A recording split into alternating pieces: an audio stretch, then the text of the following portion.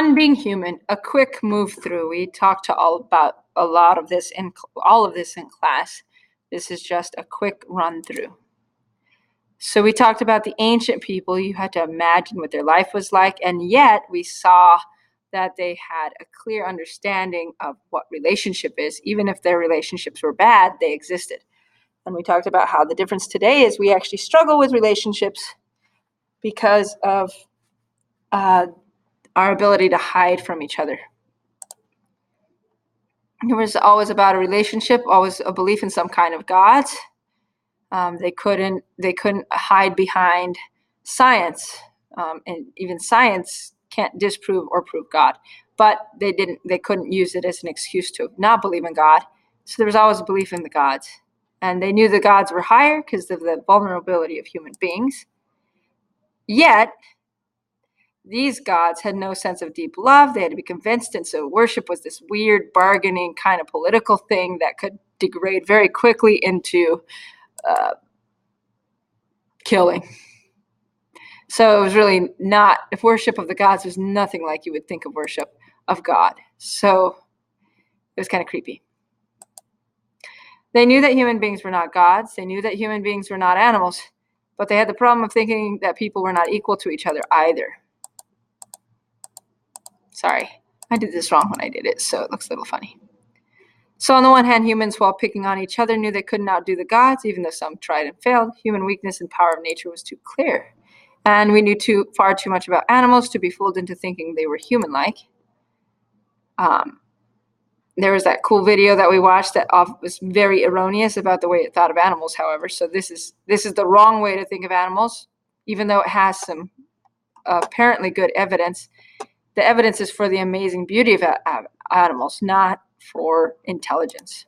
If the gods are different and worked by domination and opposition, then some gods were higher and lower. Then the same would have been with animals. Then it would have been the same with humans. So why not? If a human could dominate and control another, who's going to stop him? He would get things done, and it would succeed until the dominator was dominated. And this is the world they lived in.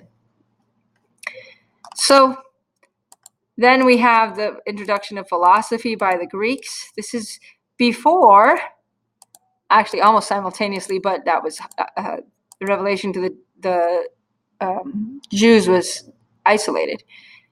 But then philosophy came in, and the philosophers come up with the idea that it's a contrary to God's nature to be unreasonable. And so then they come to the idea that the gods are reasonable. And as a matter of fact, there is only one God. And once they figure out who God is, they start to realize who human beings are in relation to that God. So this is what the Jews' idea of man is. And although the Greeks don't have this yet, they do have this idea of an ordered person. And of course, Fra Elmo came in to help with this. And we talked about how the Greeks associated certain powers of the soul with certain parts of the body. And how the upper faculties, the spiritual faculties, were invisible, and the material faculties were physical. And we had used Stickman to help with this. And so we've kind of moved it from the stomach to the legs, and we did Stickman Says. And of course, Fra Elmo kind of got involved again. So we're going to define these we defined individually in our notes, but how they work together and why they're associated with this. And then, no, I did not tell Fra Elmo that it's in the brain. I did not say that. Okay, so of course, the intellect is not in the brain. If you were to do brain surgery, you wouldn't see somebody's thoughts. Okay, nobody would want brain surgery if that was the case. So you can't physically observe the intellect. So it's not physical at all. Okay, so intellect and will are not in your brain or your heart. And no, Fra Elmo, they're not in your legs or your stomach.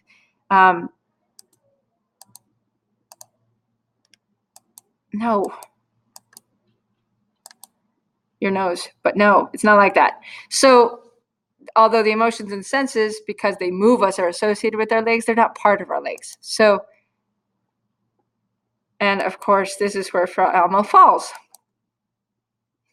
because he's trying to balance on one leg. That's just for fun. So this is the basic information that I gave you. And then for 8th grade, we just wrote the questions down and answered them.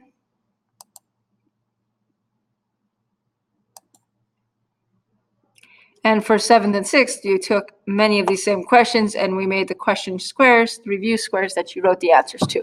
So everybody should have the information they need for this part of the test. 6th grade, this is the entirety of your test. 7th and 8th, you have the hierarchy of being as well. And the 5 proofs.